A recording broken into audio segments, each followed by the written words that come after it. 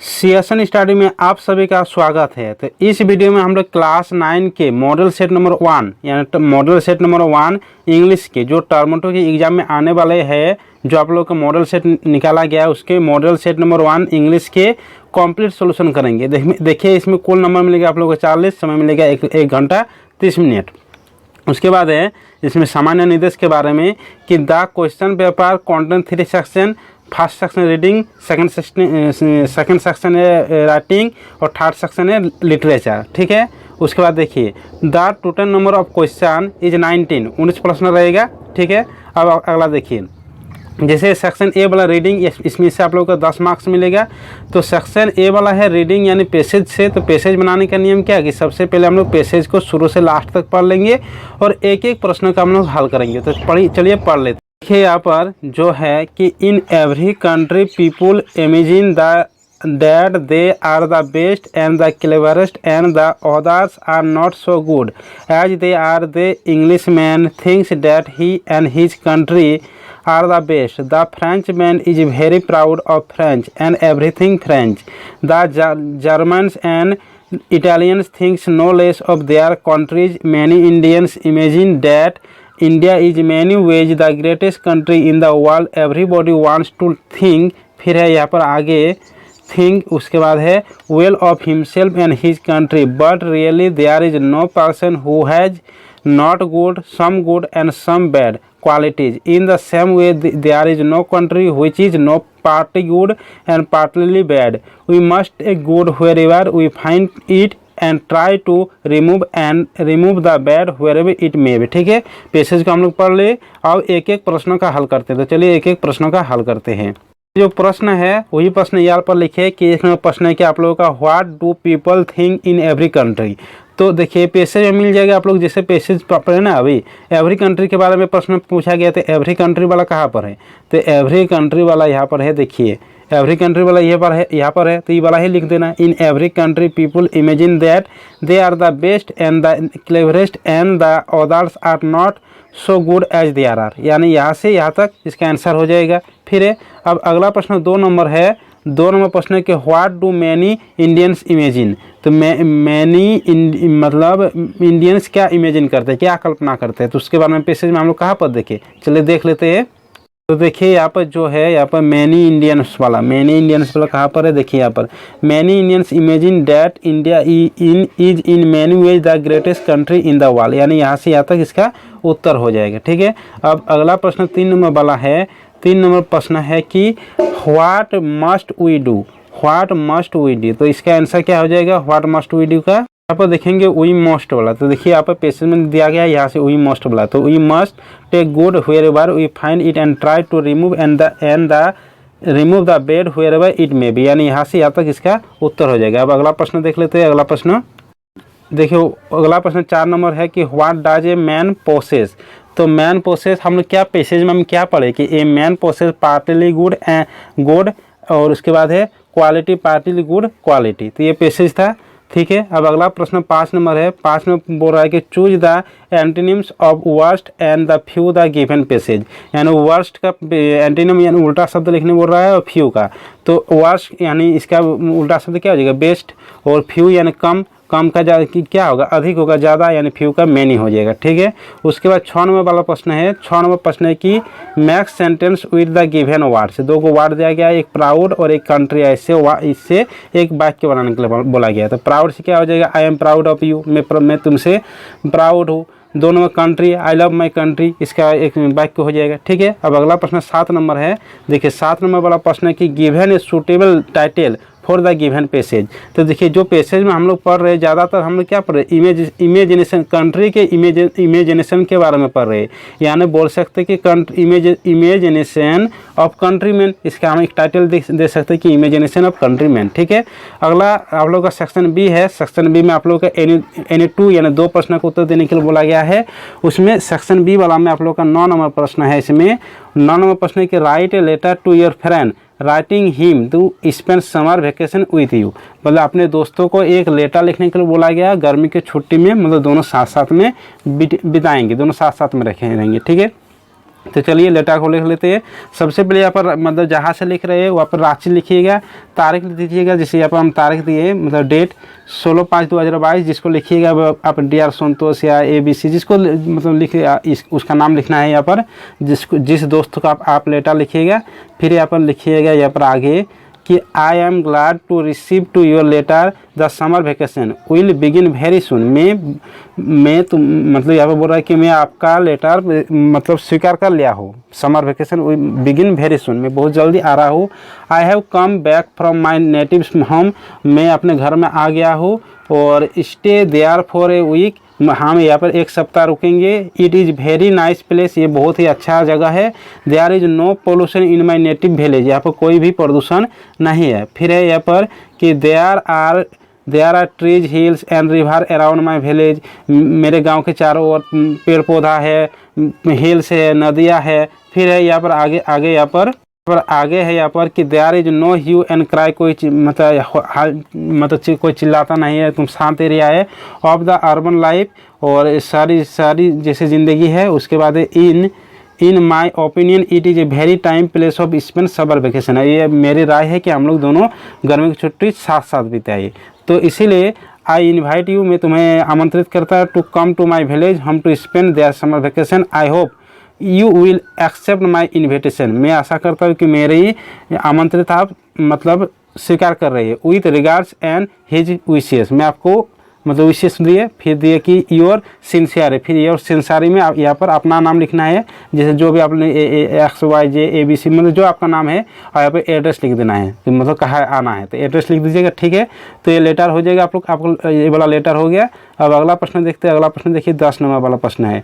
10 number वाला प्रश्न बोल रहा है कि write a paragraph on the importance of time या वैल्यू ऑफ ट्रीज, मतलब पैराग्राफ लिखने के लिए बोला गया। इसमें 2 पैराग्राफ, 2 में से एक ये ऑन्स ऑफ टाइम यानी समय का महत्व, एक ये वैल्यू ऑफ ट्रीज यानी पेड़ का महत्व। तो जो वाला आप लोग का आसान होगा ये वाला लिखिए। तो 2 पैराग्राफ दिया है लेकिन एक ही पैराग्राफ लिखना है। तो हम यहाँ पर लिखे कि वैल्यू ऑफ ट्रीज यानी पौधे का महत्व, पेड़ पौधों का महत्व यानी पेड़ का महत्व। तो देखिए आंसर है कि as a matter of fact trees have great importance and value in our life, मेरी ज़िंदगी के हम लोगों की ज़िंदगी में पेड़ पौधा बहुत ही महत्वपूर्ण है। We are benefit by trees in many ways, they gives us fruits, हमें फल देते हैं, वुड्स लकड़ी देते हैं, शेड छा देते हैं, एंड सो ऑन, और भी बहुत कुछ देते हैं। They also give us fuel, fodder and medicine, और ये हमें तेल भी देते, बहुत सारे फूड एयर देते हैं, मेडिसिन यानी दवा भी देते हैं, और भी बहुत कुछ देते हैं। We can not survive without oxygen and we get oxygen from trees, और ट्री के बिना हमें ऑक्सीजन नहीं मिलेगा। फिर है आगे कि द ट्रीज देम सेल्व्स आज carbon dioxide and release oxygen, और पेड़ पौधा कार्बन डाइऑक्साइड ग्रहण करते हैं और ऑक्सीजन छोड़ते हैं। द ट्रीज सेव आस, पेड़ पौधा हमें मतलब सुरक्षित रखते हैं from pollution and make them environment green, और वातावरण को भी हरियाली रखते हैं। So trees are essential for our life, इसीलिए पेड़ पौधा हमारे लाइफ के लिए बहुत ही ज़रूरत है, आवश्यक है। ठीक है, अब अगला प्रश्न है सेक्शन सी वाला।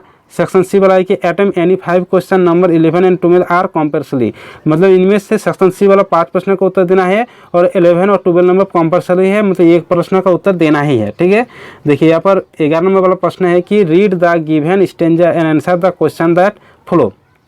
तो स्टेंजा के बारे में पढ़ लेते हैं। सबसे पहले it is human earth that we defile our hills of fire and dust outrage the innocence of your that is everywhere our town। ठीक है, उसके बाद प्रश्न है यहाँ पर, जैसे 11 नंबर का प्रश्न है, 11 नंबर का ए नंबर प्रश्न है। यहाँ पर ए नंबर प्रश्न है कि name the poem from where this extract has been taken. तो इस पोएम का जो यहाँ पर पढ़े हम लोग, इस पोएम का नाम एक देने के बोले हैं। तो इस पोएम का नाम हो जाएगा यहाँ पर नो मैन आर फॉरेन। ठीक है, अब 11 का बी नंबर है। 11 का बी नंबर है कि who has written these lines, ये राइटिंग किसके द्वारा लिखा गया है? तो मतलब ये लिखा गया है जेम्स किरकप के द्वारा। तो इसका उत्तर हो जाएगा जेम्स किरकप। ठीक है, अगला प्रश्न सी नंबर वाला है। सी नंबर है कि choose a word format stanza which means polite. तो इसका उत्तर हो जाएगा डिफाइल। ठीक है, अब अगला प्रश्न है यहाँ पर 12 नंबर वाला। देखिए 12 नंबर वाला प्रश्न यहाँ पर है। 12 नंबर वाला प्रश्न में भी है कि read the extract given below and the answer that follow. ये पढ़ने के लिए बोला गया, फिर उसका उत्तर देने के लिए बोला गया। तो पढ़ लेते हैं। तो है my father Jainulabdeen had neither much formal education nor much wealth.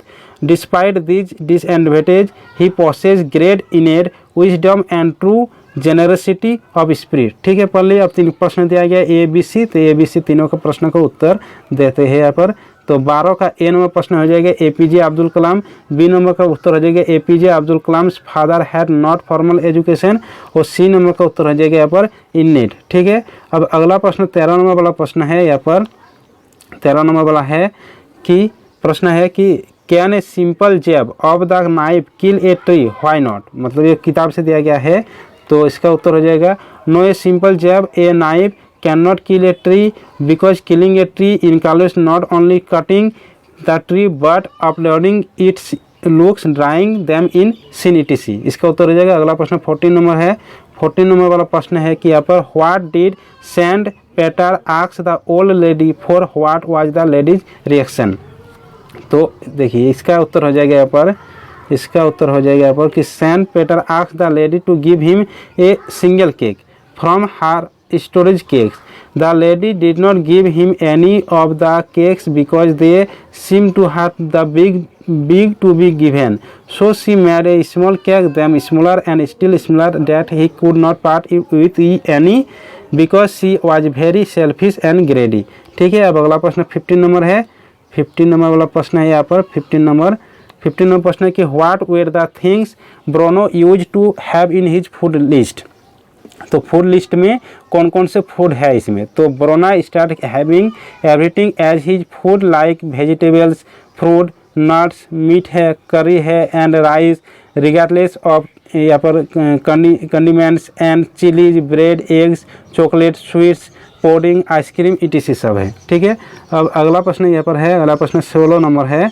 अगला प्रश्न यहाँ पर 16 नंबर है। 16 नंबर प्रश्न है कि who were Abdul Kalam school friends what did they letter become. तो यानी अब्दुल कलाम के स्कूल के दोस्त कौन कौन है और वो आगे जाकर क्या क्या बने उसके बारे में लिखने के बोला गया है यहाँ पर। तो उत्तर यहाँ पर हो जाएगा कि रामानंद शास्त्री उस मतलब अब्दुल कलाम के दोस्त थे। फिर थे अरविंदन एंड फिर है Shiva Prakashan were Abdul Kalam school friends. Ramanand becomes the high priest और ऑफ रामेश्वरम टेम्पल। और फिर Aravindan took the transport business and Shiva Prakashan became A catering contractor. मतलब ये सब बन गए हैं। ठीक है, अब अगला प्रश्न देखते हैं। अगला प्रश्न यहाँ पर 18 नंबर वाला प्रश्न है। प्रश्न है यहाँ पर। प्रश्न है कि who is the real culprit according to the king why does he escape punishment. तो इसका उत्तर हो जाएगा according to the king the rich merchant whose wall collapsed and killed the thief was real culprit. He escaped punishment because he was too thin to fit in the nearly mad stick। ठीक है, अब अगला प्रश्न 19 number वाला है। 19 number वाला प्रश्न है कि what was the Behrman's dreams how did it come true. मतलब बेहरामन का क्या सपना था, उसे किसे मतलब वो प्राप्त कर सकते या कैसे सत्य कर सकते। तो Behrman was a 60 year old painter. मतलब बेहरामन 60 साल का पेंटर था। His lifelong dream was to paint a masterpiece. और बहुत ज़्यादा लंबे समय तक एक पेंटर के मास्टरपीस के रूप में देखते थे। It does come true when he paints A lip such that it looks extremely natural. He painted the last lip on A creeper. ठीक है, तो 19 नंबर वाला हो गया। देखिए यहाँ पे जो 18 और 19 वाला है इसमें से आप लोग को एक प्रश्न का उत्तर देने के लिए बोला गया, इसलिए यहाँ पर लिख दे एनी वन अटेम्प्ट। ठीक है, तो इंग्लिश का आप लोगों का कंप्लीट सॉल्यूशन हो गया मॉडल सेट नंबर 1 के। ठीक है, तो मॉडल सेट नंबर 1 का यहाँ पर कंप्लीट सॉल्यूशन हो गया इंग्लिश का। तो सभी तो ठीक है, पढ़ लीजिएगा आप लोग। एक एक प्रश्न आसानी से समझ गए। अगर आप लोगों को कुछ दिक्कत है तो कमेंट बॉक्स में कमेंट कर सकते हैं। तो सभी दोस्तों के साथ इस वीडियो को शेयर कर दीजिए, वीडियो को लाइक कर दीजिए और चैनल को सब्सक्राइब नहीं किया तो चैनल को सब्सक्राइब कर दीजिए। चलिए मिलते हैं अगले वीडियो के साथ।